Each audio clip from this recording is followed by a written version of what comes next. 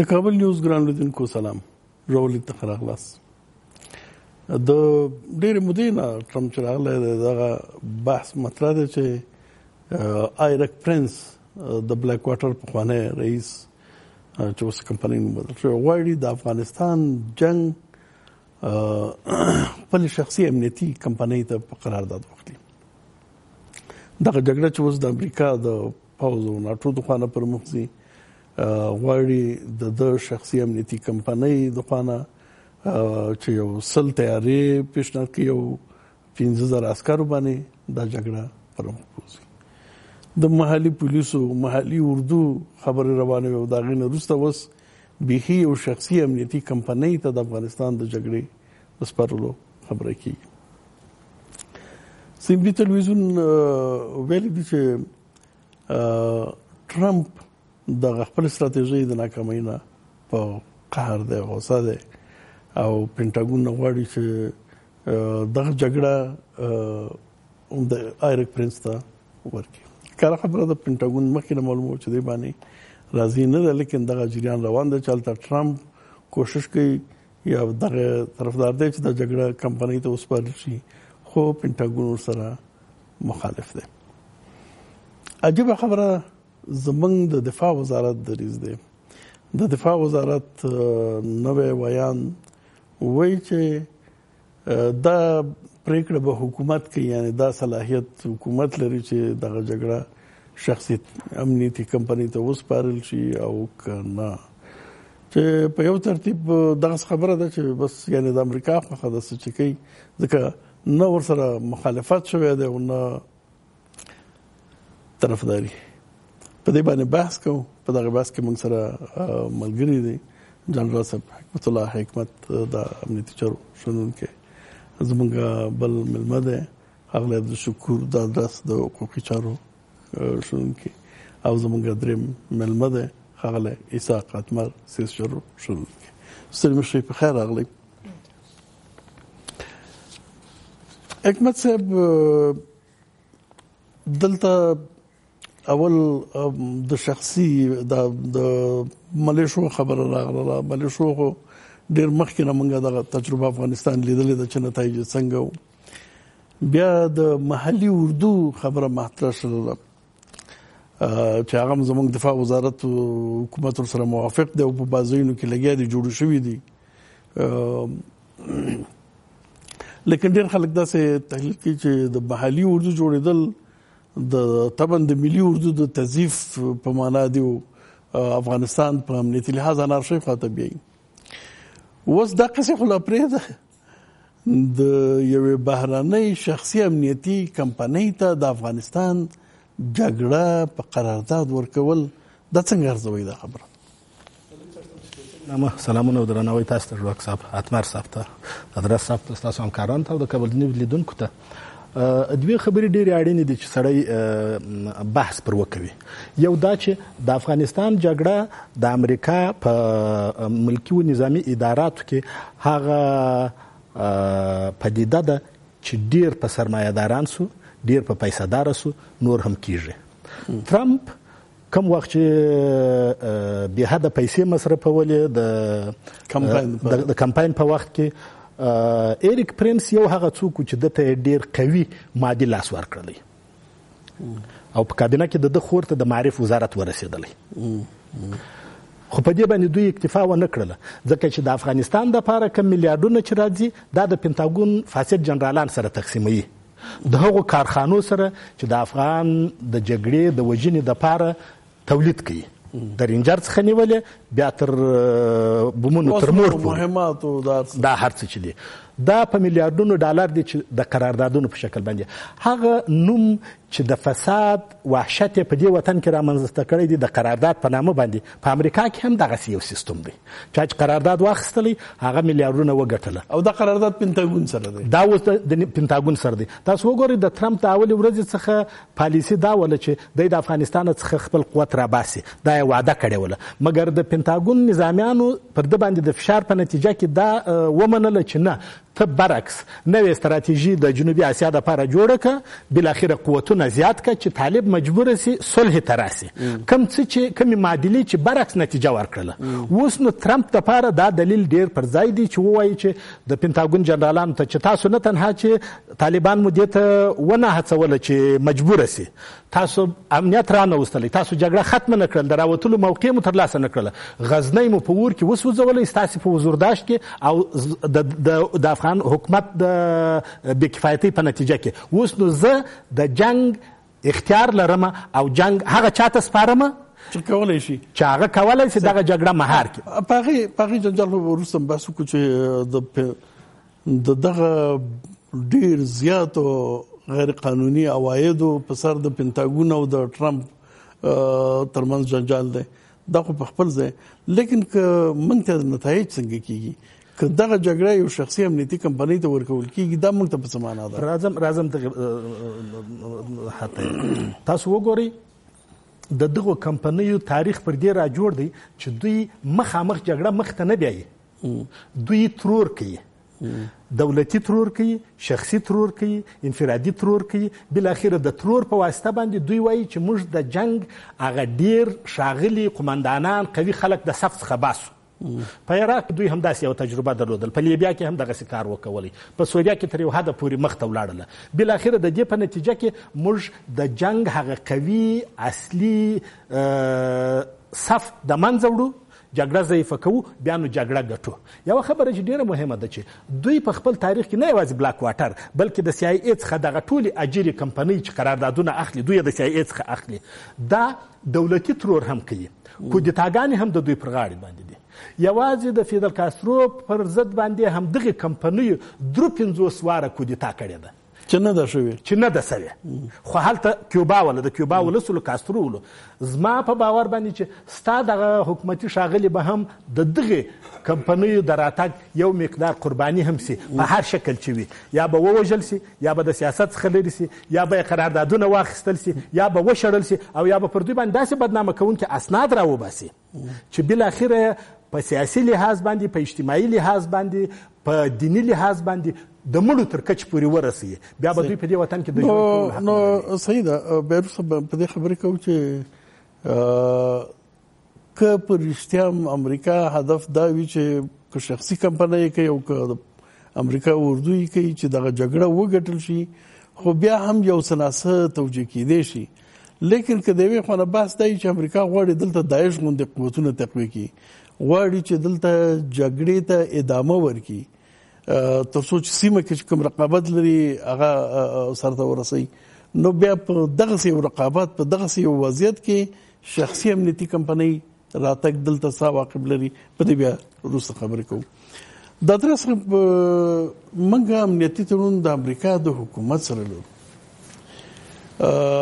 او کله خبره ده چې دغه تړون په اساس باندې د امریکا دفاع وزارت او د امریکا امنیتي قواوې دلته موږ ورته اډې ورکو، که دلته د عملیاتو د روزنې او داسې چې موږ ورسپارلي دي، خو که بد دي ورکه، خو امریکا حکومت ته دي، شخصي کمپنۍ ته خو نه دي.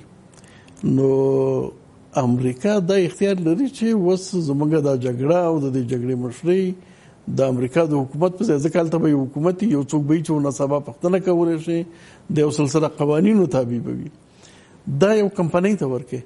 په حقوقي لحاظ دا خبره څنګه ارزوي تاسو؟ بسم الله الرحمن الرحیم. جناب ځواک صاحب، تاسو ته اتمر صاحب، حکمت صاحب، په همدې ډول ستاسو هغه درنو د ټلویزیون لیدونکو ته چې زموږ خبرې اوري او ویني سلامونه وړاندې کوم.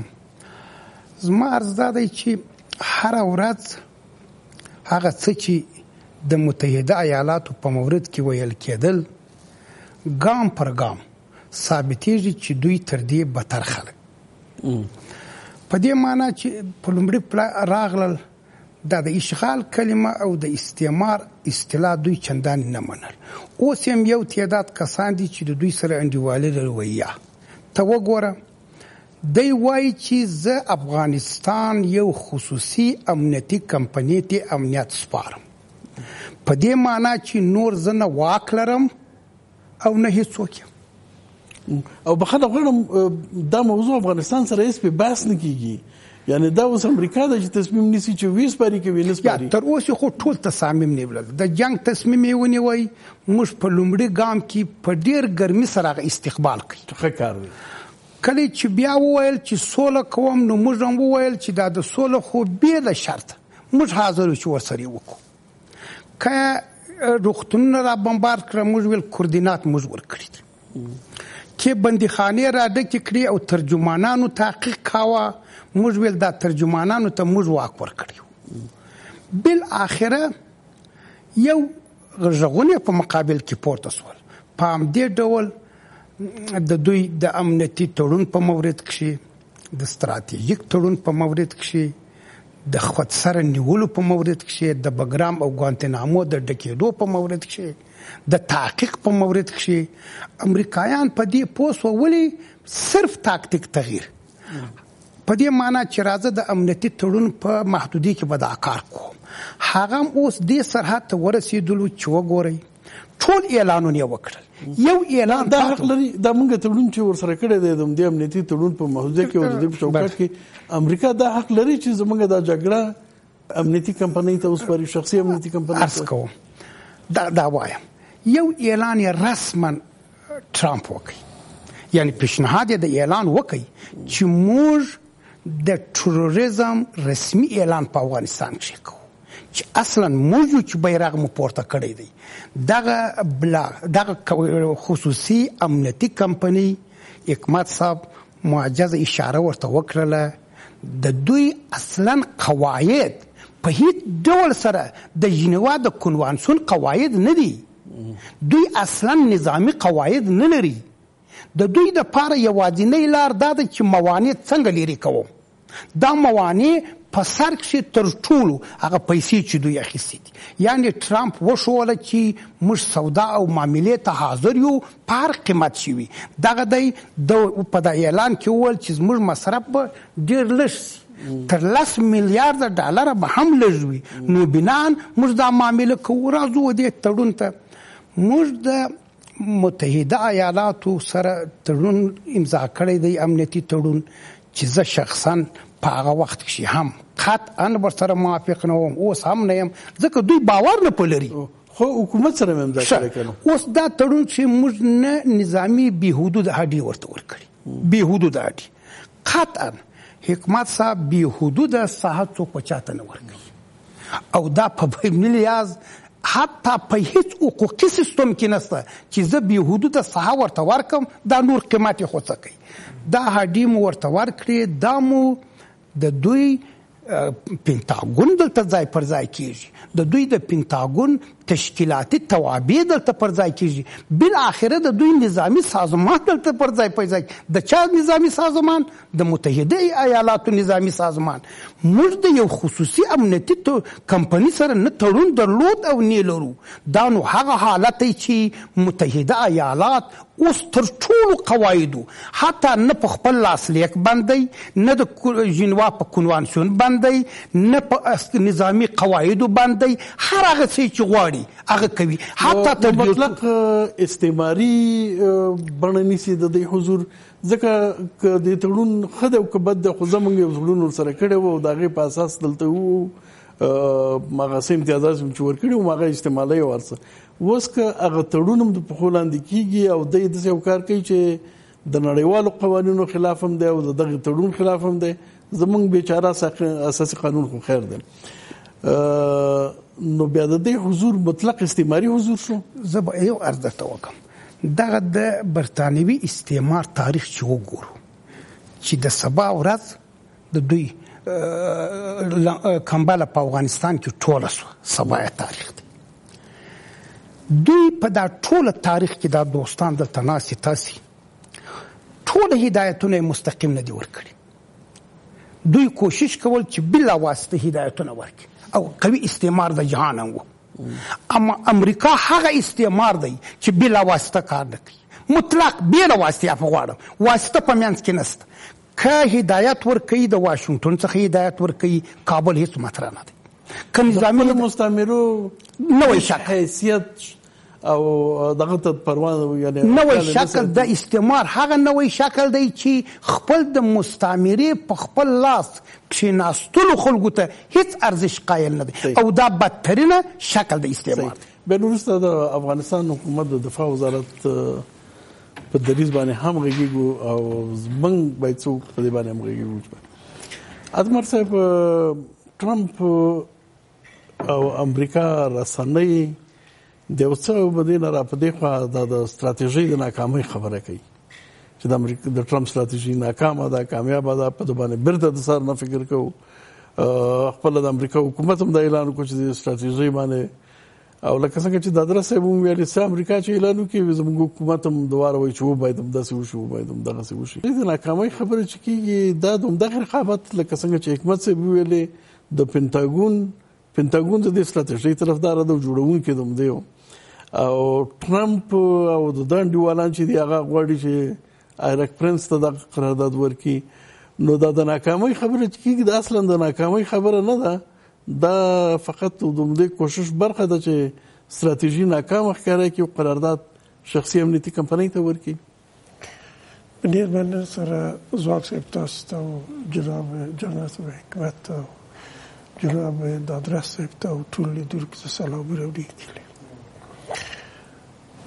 زه داسې فکر کوم چې امریکایان دلته په افغانستان کې لکه چې وویل شو یو ستراتیژي پر مخ نه بیایي. په خپل امریکا کې د قدرت جزایر مثلا وزارت خارجه یو مرکز دی، پنتاګون بل مرکز دی، وزارت دفاع بل مرکز دی، CIA بل مرکز دی، FBI بل مرکز دی، خپل د ریاست جمهوریت باندې دا بل. لیکن دغه 4-5 یا 6 ستراتیژي لاین چې دي دا بلاخره داسې دي چې په کوم حالاتو کې دوی کوم ستراتیژي استعمالوي، یعنی مشخص د دوی خبره واضح نه. کله چې هغه ستراتیژي ته ضرورت پیدا شي بیا هغه دوی کوي. یعنی دا قصدن کار دی د دې استعماري روش هم دغه څه دی ار یو په خپل خوخي یا په ګټي بیا نو ماغه ته دا به استعمالي بل. زما هدف هم دا څه دی چې دا مختلف ستراتیژیونه دوی په مختلف وختونو کې د تغییر ورکړي کبوزیاتي په صورت خبر وز دلته دا دی چې امریکا هم خپل ستراتیژي ته د حالات په کتلو سره تغییر ورکړي چې دلته د دوی رقیبان سیمه‌یز نړیوال د دوی لپاره کوم چیلنجونه او کوم تهدیدونه متوجه کولای شي. دغه په کې نیول سره دوی خپل هغه تاکتیکونو ته او ستراتیژیانو ته تغییر ورکړي.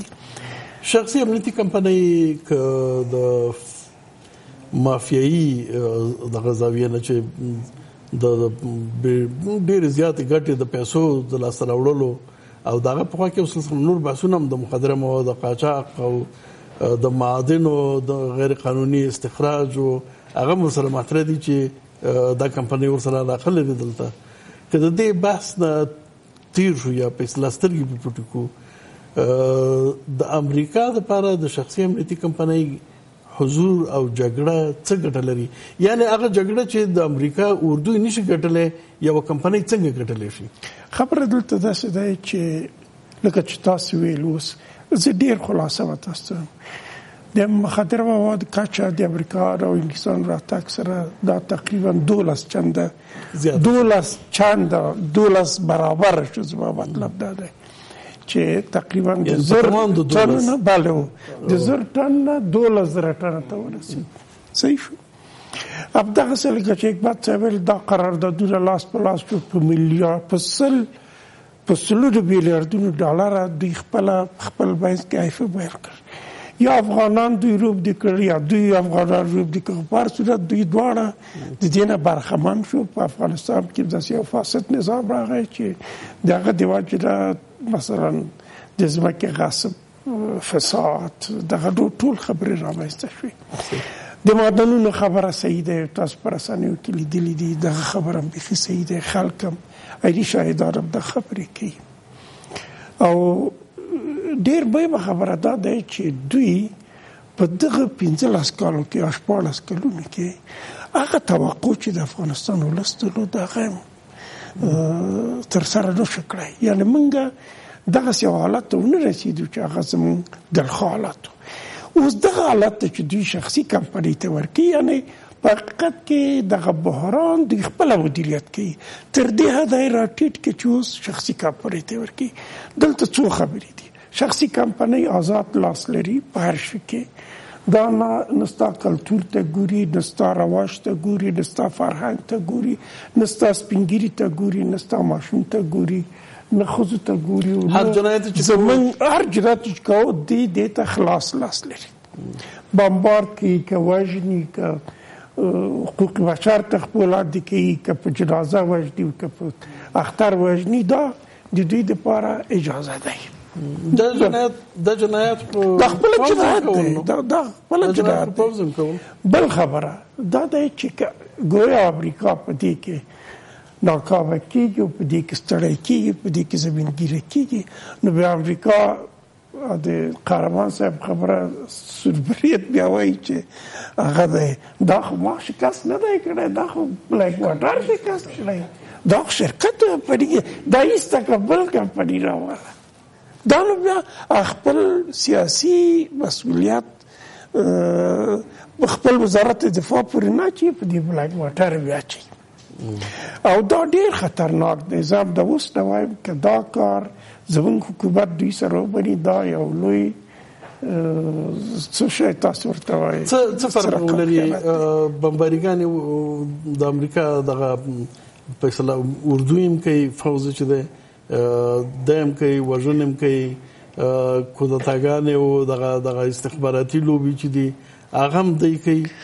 نو که کمپنۍ راشي تغییر به پکې څه راشي؟ زما مطلب دا دی. زه به مثال تاسو کله چې قومي صاحب وزیر داخله و، ستاسو به په یادېږي، زما په یادېږي دغه کارت پروان کې شخصي کمپنۍ و، دغه امنیتي د خارجیانو د امریکایانو. همدلته 20 کس افغانان دوی تر شکنجې فشار لاندې نیولي. تاسو به خبر یاستئ. او ډېر ناوړه په اصطلاح شکنجې دوی ته ورکول کېده. د عراق د ابو غریب زندان قصې ستاسو په یاد دي، هغه تصویرونه چې په رسنیو کې دا همدغه شخصي کمپنۍ وې هلته. نو د دې حالت ډېر خراب دی. که تاسې زړه دې ته دولت خوشحاله کوي یا امریکایان خوشحاله کوي چې دلته مونږ دغه جګړه شخصي کمپنۍ دوی خو به هېڅ معیار نه لري. صحیح. نو امریکایان که پکې ګټه ویني او که نه ویني هغه خو بیل بحث دی. افغان حکومت او افغانانو دریځ دی کې باید څه وي، یوه لنډه دمه لرو، دا مې وروسته په دې باندې بحث کوو.